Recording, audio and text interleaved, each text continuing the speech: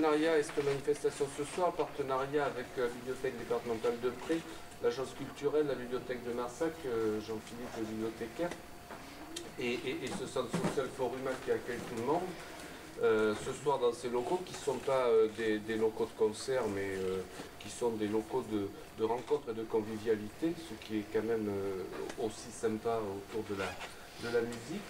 Ce partenariat qui, à mon avis, on a eu du mal, on a encore du mal à mettre en route aussi souvent qu'on le voudrait. Moi, je trouve qu'on ne fait pas assez ce genre de manifestation, même si on fait des choses.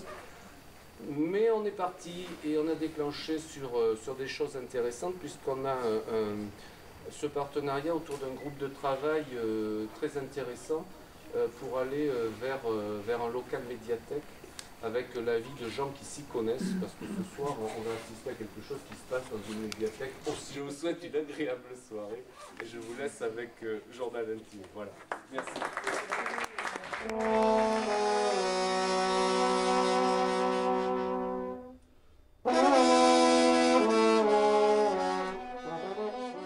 Je suis Manon Thomès, je suis au studio radio du Centre social et culturel Le Foruma à l'occasion d'un vernissage de l'exposition de la bibliothèque départementale de la Dordogne, Odyssée Jazz, et celle de Marsac-sur-l'Île, l'agence culturelle de la Dordogne et le trio Journal Intime avec Souffler c'est jouer. Quel est l'intérêt des croque-notes pour la bibliothèque municipale de Marsac-sur-l'Île ? Alors, l'intérêt est de donner une visibilité de la bibliothèque en dehors des missions qui nous sont données, qui sont d'offrir à la population des ouvrages, des livres, le prêt de livres, le prêt de CD, le prêt de DVD, l'accueil des classes. La bibliothèque offre autre chose. C'est un instrument d'animation de la vie culturelle de la commune. Et c'est dans cet esprit-là que la BDP propose ce type d'animation pour que la bibliothèque sorte de ses murs et montre à la population qu'elle sait faire autre chose que donner des livres.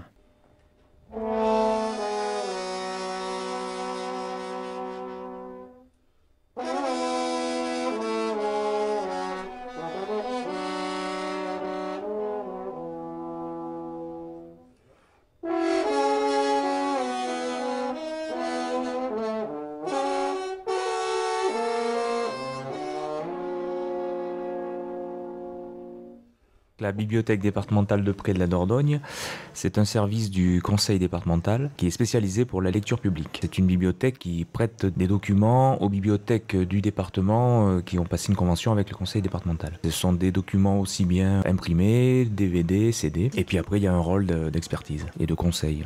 La BDP a aussi un rôle d'action culturelle. Il y a des partenariats avec l'agence départementale. Croque-Note fait partie de ces partenariats. Un partenariat historique a commencé autour du conte. Parce que la BDP, ça travaille beaucoup autour du conte, de la lecture publique. Il y avait des liens avec l'agence culturelle sur certains événements. Et l'envie au départ, elle est de la BDP. Justement, nous, on a des tournées de concerts, de spectacles vivants, parce que théâtre et danse aussi. Et c'est vrai que dans les artistes qu'on faisait venir, on a toujours ce qu'on appelle un day off, c'est une date où l'artiste ne joue pas, parce qu'il faut réinstaller une salle des fêtes dans une autre localité. Et le principe, c'était d'utiliser cette journée-là pour faire jouer le groupe qui est en tournée, une petite forme de 40 minutes, ou des fois un peu plus, ça déborde assez souvent, en bibliothèque. Et ça permettait de valoriser aussi le fond discothèque des bibliothèques, mettre en avant une thématique, un genre musical ou un compositeur, etc. Dans la bibliothèque au maximum, pas de technique ou très peu. Il y a quand même une relation avec le public, c'est-à-dire que les gens peuvent poser des questions, s'il y a des gens qui ne sont pas du tout spécialistes des musiques, ils peuvent poser des questions sur les instruments, etc. Voilà, pour qu'il y ait une proximité et qu'ils puissent écouter parfois des musiques qu'ils n'iraient pas écouter spontanément aussi. Ça amène un autre public, et du coup le public qui vient sur les croque-notes, généralement va le lendemain ou 2 jours plus tard voir le groupe. Le public circule réellement avec ça, et ça a permis, pour nous, ça nous a permis vraiment à l'agence culturelle de toucher un public qu'on n'avait pas forcément d'habitude, et ça c'est vraiment super.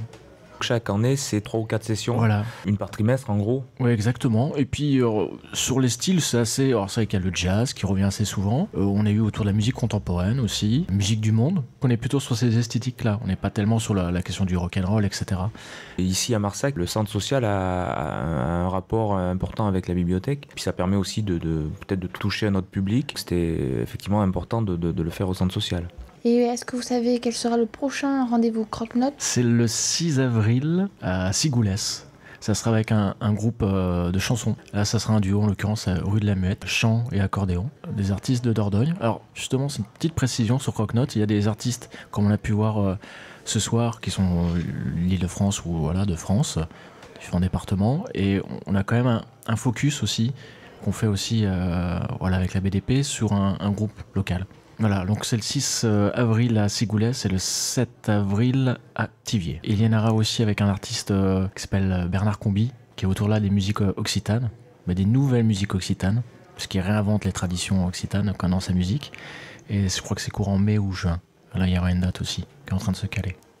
Pour compléter ce que dit Mathieu, effectivement l'agence départementale et la BDP sont deux services. La BDP est un service vraiment du conseil départemental. L'agence est très fortement liée avec le conseil départemental. Ce sont deux outils au service de la politique en faveur de l'éducation culturelle et artistique que veut développer le conseil départemental.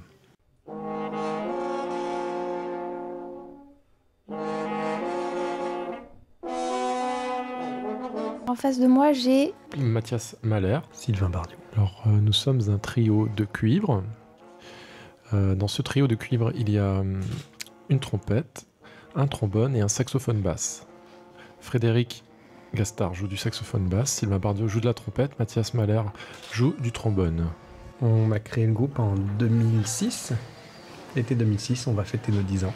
On s'inscrit dans la tradition du jazz et qu'on essaye de mixer avec toutes les autres traditions qu'on aime écouter, musique classique, contemporaine, variété. Du coup, on peut parler peut-être d'un jazz actuel, jazz contemporain. On a été marqué vraiment par les grands noms du jazz, mais aussi par les grands noms de la musique classique. Donc, on pourrait citer Duke Ellington comme Stravinsky. On pourrait parler de Bob Marley.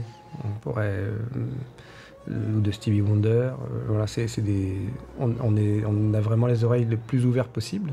On travaille nous-mêmes nos arrangements. C'est nous qui écrivons nos arrangements. Au moment où on les écrit, on les écrit chacun de notre côté, et puis après on les amène, on les finalise ensemble. Donc c'est vraiment un mélange de toutes les influences de ce qu'on écoute, de ce qu'on a écouté. Donc c'est très ouvert. Dans l'écriture, dans la composition, on est très marqué par Marc Ducret, qui est un compositeur et guitariste contemporain. Donc on s'inscrit un peu dans sa lignée, mais on travaille dans cette direction-là, mais pas seulement, mais voilà, ça peut être une des influences principales. On sort un peu des techniques classiques qu'on peut apprendre à l'école dans les premières années. On apprend à jouer l'instrument comme on peut, et puis après on apprend à le déconstruire et à jouer différemment. Donc, on appelle ça des techniques étendues. Ça s'utilise beaucoup dans la musique contemporaine, qui est en fait une musique qui a plus de 60 ans. Sur la trompette, ça peut être appuyer le piston à moitié. Si vous voyez ce que c'est une trompette, hein, on a un piston, on peut l'appuyer à moitié, du coup le son est différent. Ne sort qu'à moitié. Ne sort qu'à moitié. Ça fait un truc... Où on peut mettre des sourdines, enlever une coulisse, jouer avec l'embouchure. Bon, on appelle ça une technique étendue. Mais voilà, c'est des idées que des musiciens avant nous nous ont soufflé. Et quand on a appris quand on a voulu s'attaquer à la musique de Jimi Hendrix, c'est aussi ça qui nous a transmis à ce musicien. C'est comment dépasser la technique d'un instrument avec de l'imagination, avec de l'énergie. On peut faire d'autres choses avec un instrument de musique que ce pour lequel il est communément connu, quoi. Voilà. Alors je repasse à votre groupe, donc le trio, avec le nom, c'est Journal Intime. Et par ce titre, vous avez émis pendant le concert le message que vous voulez transmettre avec la musique. Oui, c'est-à-dire que un journal intime, c'est un petit cahier dans lequel on écrit tout ce qui nous passe par la tête, tout ce qu'on a envie d'écrire, et surtout on l'écrit pour soi. C'est pas quelque chose qui est écrit pour être lu. On n'a pas, pour être lu par d'autres en tout cas, c'est vraiment d'abord un besoin personnel. Souvent le journal intime est un besoin plus que, c'est pas une chronique, quelque chose comme ça. C'est plutôt quelque chose de personnel. Et nous on marquait ça avec ce nom-là. On annonçait la couleur en disant là c'est un besoin pour nous de se retrouver entre trois cuivres ces trois-là, pas n'importe lesquels, on est des amis, on a envie de jouer ensemble et de jouer vraiment ce qui nous passe par la tête et c'est pour nous. Si ça vous intéresse, c'est super, on en parlera et tout ça avec vous, public, mais dans un premier temps, c'était ça, c'était dire, voilà, vous allez rentrer dans notre journal intime, vous allez avoir un rôle de voyeur et vous allez écouter ce qu'on a à proposer et puis après, on pourra en parler, mais nous, on ne changera rien, c'est notre journal intime, c'est ce qu'on a envie de faire.